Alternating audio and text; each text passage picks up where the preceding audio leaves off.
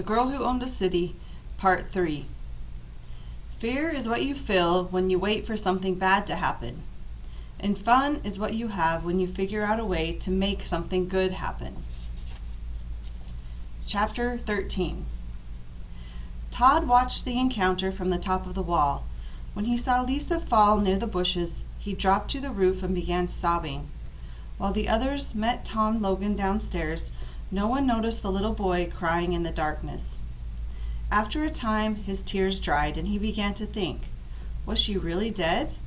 How could he know for sure? He had to find out for himself. She can't be dead, he decided, as he climbed down the rope ladder. But when he came near her, it seemed that he was wrong. He fell upon her body in tears. No, he cried out loud. He couldn't believe it. For a long time he rested his head on her chest. He noticed something and suddenly raised his head. She's breathing. She's breathing. Lisa, Lisa, he whispered, frightened that some enemy would hear. She's okay. She's alive. Somehow he had to get help. He knew that the enemy was everywhere inside Glenbard and that soon they would assign roof guards. He climbed back up the wall and moved the rope ladder to a spot directly above Craig's window. He lowered himself slowly. The window was locked. Craig was gone, but Erica was there, sleeping in her bed. Todd knocked on the window. As Erica turned and saw him hanging there, he put his finger to his lips. Cautiously, she came to open the window. What are you doing out there, Todd? Don't you know what's happened? They've shot Lisa and taken over our city. Haven't you heard? Oh, no, she cried. I didn't know, Todd. Is she hurt bad? I think so. There's blood all over her, but she's still breathing. He still didn't know how bad Lisa was. I can't come inside, Erica, so you have to help me. Can you pretend that you're sick? With a stomachache? She didn't understand. He continued, try to look real sick and go find Jill. Get her to take you to the hospital room. Tell her your stomach hurts and find Craig. Have him come with you and Jill. If Tom Logan thinks you're sick, he'll leave you alone in the hospital room. I'll be waiting outside the window with the ladder. We have to take Lisa away, and I need your help. Pretend like you want to throw up. Try it now so I can see. She looked awful. That should work, he said. Be careful, Erica, and hurry. Please hurry. Todd climbed back to the roof and walked along the rim to a point above the nurse's room. But he wasn't sure which window it was. Was it 2 windows over from the chamber tower, or was it 3? He couldn't remember. I'll have to take a chance, he thought, and climbed down. Where are they? He wondered, looking into the spotless room. He thought about his sister. What could have gone wrong? Suddenly the door opened and 4 people entered the room. Todd pulled away from the glass. He had the right room, it seemed. Logan was with them and stayed for a long time, arguing with Craig. Todd peeked in now and then at the edge of the window. Erica looked awful, like she would actually throw up. Logan told the guard to watch the hall and then closed the door behind him. They opened the window and Jill whispered, Where is she hurt? What should I bring? The stretcher? Throw it down to the ground, Craig. Can she talk? Here, take these bandages and get some alcohol. And, oh, what else will we need? They rounded up some more supplies, just in case. That should be enough, Jill said. Let's go quickly. Erica, you'd better come with us. Todd was the last one down. When he shut the window, the latch fell into place, locking the window from the inside. Figure that one out, Logan, Tom said to himself, when the 3 of them reached the ground. They ran. Craig carried the stretcher. All the dogs are sleeping, Toddy? Erica hollered. Shut up, Todd said, not caring that the dogs were dead. They were quiet, and maybe because of it, Lisa could be saved. Follow me. He led them to her body. You help her, Jill. I'll get the car. Craig, you stand guard. Here's my gun. And Erica, he added, keep your mouth shut. Erica thought he was beginning to sound like his sister. They slid the stretcher into the back seat. Lisa couldn't move or even open her eyes, but she was still alive. Cold and silent, but alive. How is she, Jill? Can you fix her up? Todd started the car. Where are we taking her? Craig asked. When he heard the words, to the old farm on Swift Road, Craig was startled. After all this time, he thought, she's bringing me to the farm. The beat-up old Cadillac carried the leaders away from Glenbard. The girl who owned a city was now without a home. The old farm was quiet and undisturbed. Look, Jill, said Craig. There's an oil heater with its own fuel tank. All we need is a match. The warmth, something they had learned to do without at Glenbard, would help make the operating room comfortable. Jill ran around preparing the room and giving orders to Craig, Erica, and Todd. Lisa was unconscious. They covered her with blankets and put her on a sofa. She stirred once and began to mumble. What did she say? Asked Todd. Then she spoke again. No chances. Can't take any chance. I wish she hadn't been on the ground for so long. She's lost a lot of blood, said Jill. They covered Lisa with more blankets while Jill studied a first aid book. She was very nervous about the task that lay ahead of her. At Glenbard, she had treated cuts and injuries of all kinds, but she didn't have the faintest idea how to remove a bullet. There was nothing about it in the book. She threw it aside. Craig, tear this sheet into strips. How wide? He asked. About 6 inches. Todd, try to find some whiskey in the kitchen. Erica, bring me some clean sheets, all you can find. No, look in the linen closet, over there. She would have to use the big dining room table. Todd and Craig, bring a mattress in here. There must be one in the bedroom. Good. Now go wash your hands. Jill, there's no water in the house, said Todd. Well, we've got to have water. Go find some quick. Get at least 6 full pails. Hurry. Go to the lake if you have to. Jill was getting panicky. Todd went out immediately. Build a fire, Craig. Jill felt Lisa's forehead. She's much cooler now than before. Where is that water? Did Todd actually drive to the lake? Maybe we could have collected rainwater. Todd finally came back and put 2 pails of water on the fire to boil. Okay, said Jill. Who wants to be my assistant? The Bergman children said they couldn't stand the sight of blood. Todd, will you help? He said. He would. All right, scrub up. Wash like you've never washed before. We can't risk an infection. We can't take any chances. Then Jill was ready to begin. Help me lift her up on the table. Lisa looked very pale, and so did Jill and Todd.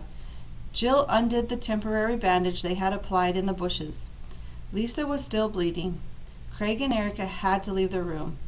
The sight of the wound would not have shocked nurses in a regular hospital. They might even have said that it was minor. But to Jill and Todd, it looked bad. Jill faced an awesome responsibility. Her life is in my hands, she thought. What if she dies?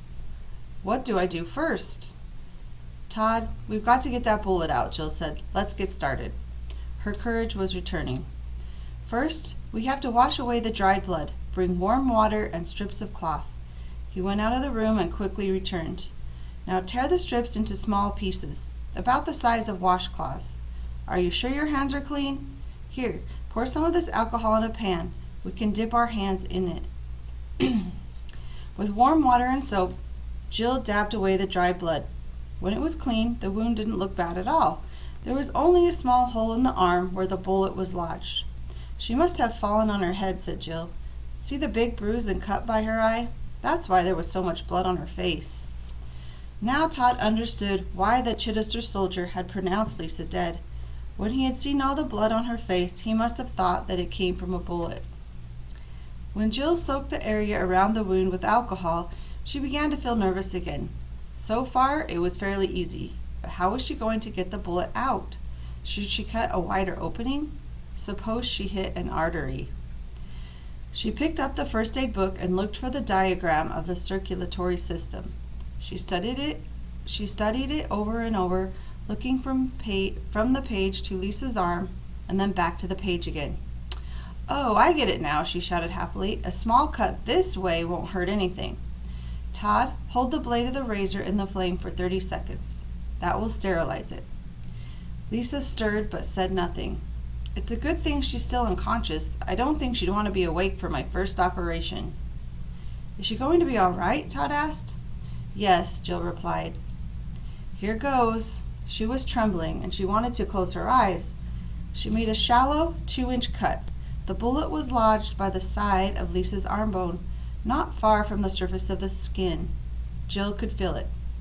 Give me more pieces of cloth. No, better yet, keep dabbing the blood away and I'll try to get the bullet out. Dab 2 or 3 times with each piece, then soak one in alcohol and dab just once. Keep that up. Always use a fresh piece of cloth. Jill sterilized a pair of tweezers, then used them to reach into the opening and feel for the metal. There it is, she said aloud. She slowly, carefully pulled out the bullet. Tears were filling her eyes. Todd, I'm closing the wound. Get more alcohol, then we'll stitch it up. It won't be easy, but I think I know how. That wasn't too bad, was it? She said when they'd finished. I think I'd make a good doctor. In the middle of the night, Lisa woke up. Todd was sitting by her side. Hi, Lisa, was all he said. She nodded to him. He could tell as the drowsiness left her that her arm hurt a lot. She groaned and turned away. Jill, come here, Todd called. When she came into the room, he whispered, I think there's something wrong. Arm hurt? Asked Jill. Not seeming very concerned, Lisa nodded again. Well, it's supposed to hurt. We fixed you up just fine, but we had to do a little... She started to tell the story of the surgery, but fearing that she would alarm Lisa, she said instead, we had to do a little work on your arm. It will feel better soon. As she left the room, she said, I know just what you need. She went to the kitchen and quickly returned. She handed Lisa a glass of golden-colored liquid. Now drink it all, even if you don't like the taste, Jill said. The drink looked much better than it tasted. Lisa took a big swallow and spit it out all over the blanket. Now, Lisa, Jill teased, have you forgotten your manners? Ick! Lisa made a horrible face. What was that stuff? Whiskey, Jill answered, as if it were Kool-Aid. Are you trying to get me drunk? What kind of friend are you? In spite of her pain, Lisa was teasing her. I'm serious, Lisa. Drink it all up. You'll need it for the pain, and you have to get some more rest. Jill handed her a full glass. It took a long time for Lisa to finish it, but for some reason it got easier as the glass emptied. The last swallow was a big one. Lisa giggled. Boy, do I feel funny. Then Jill told Lisa what had happened. Well, Lisa said, sometimes one mistake is all it takes. I suppose if I could do a stupid thing like that, I deserved to lose the city. You've got to be smart to earn good things. And even that's not enough. You've got to be smart to keep them, too. After a long pause, she said, I guess I'll just have to earn it all back. I'll figure something out. The whiskey was making her dizzy. She started to giggle. I give up, Jill said. You're drunk. Get some sleep. Call me if you need anything. That's okay, said Todd. I'll be here to help her. That night it was Todd who told a story. He started with a serious tale about a little prince in a faraway kingdom. But Lisa giggled in all the serious places, so we tried to change it into a funny, silly story. But he couldn't finish this one either. Soon Lisa fell asleep. Todd wasn't bothered. He knew his audience was at fault. He turned out the light and sank into the big chair. It was uncomfortable. So he decided to sleep on the operating table. As he fell asleep, Todd thought about his sister. He was glad that she was better because he was learning so much from her. Does she know that? He wondered. The light in the Glenbard Tower chamber burned through the night. A scarred face stared into the candle. Who shot her? Tom Logan wondered. I'll beat his little head in if I ever catch him. He was angry, but not because he thought Lisa's death would make the citizens of Glenbard hate him, or because it would make his job harder. He was mad because he hadn't wanted Lisa to get hurt, at least not that way. He was frustrated too, for his luck, because that's all that this victory really was, a matter of luck. Most of all, he was mad at his own nameless fears.